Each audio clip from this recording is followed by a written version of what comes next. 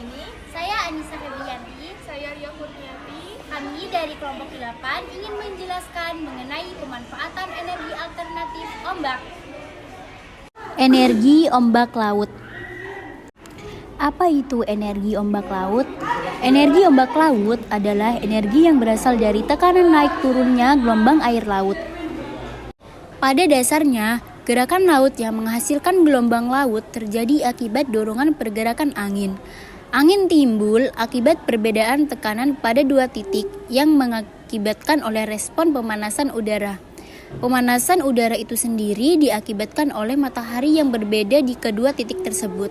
Jadi, mengingat dengan sifat tersebut, kita bisa tahu bahwa energi ombak laut dapat dikategorikan sebagai energi terbarukan, seperti berbentuk gelombang yang memiliki ketinggian puncak dengan selang waktu tertentu.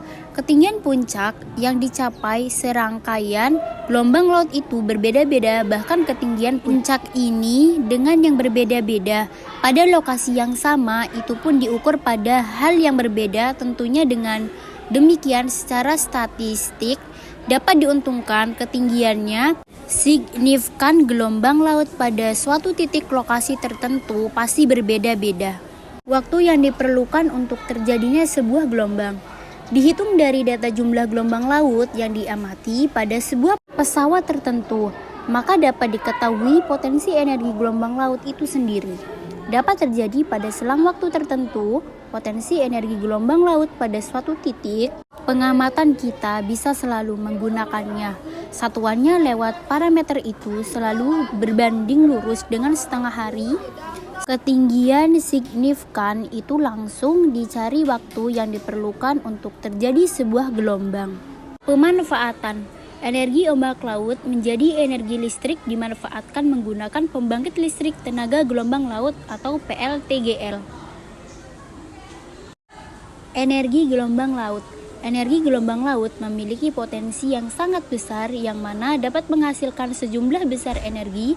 Sebagai fakta, sumber daya gelombang laut yang bermanfaat itu biasanya diperkirakan lebih besar. Jadi, pada proyek energi gelombang laut, sekali pembangkit itu dibangun, mereka tidaklah mahal untuk dioperasikan atau dipelihara.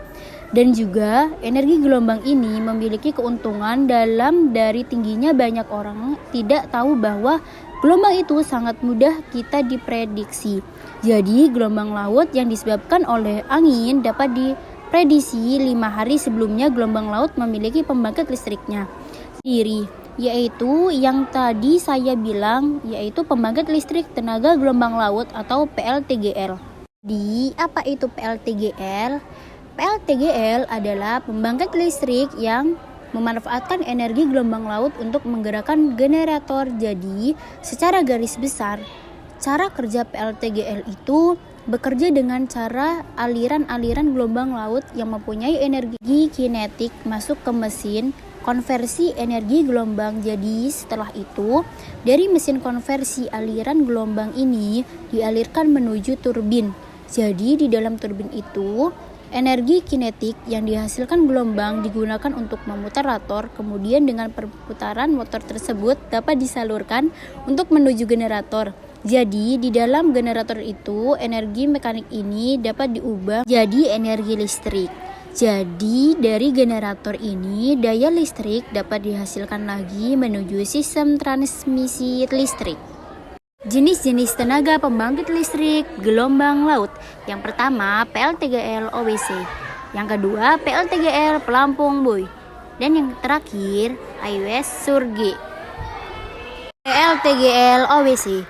Kolam air berosilasi atau OWC adalah perangkat energi gelombang garis pantai populer yang biasanya diposisikan di atas atau di dekat bebatuan atau tebing yang berada di sebelah dasar laut dalam.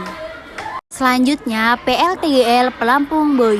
Prinsip kerja alat ini akan membangkitkan listrik dari hasil gerakan vertikal dan rotasional pelampung dan dapat ditambahkan pada sebuah rakit yang mengembangkan atau alat yang tertambat di dasar laut.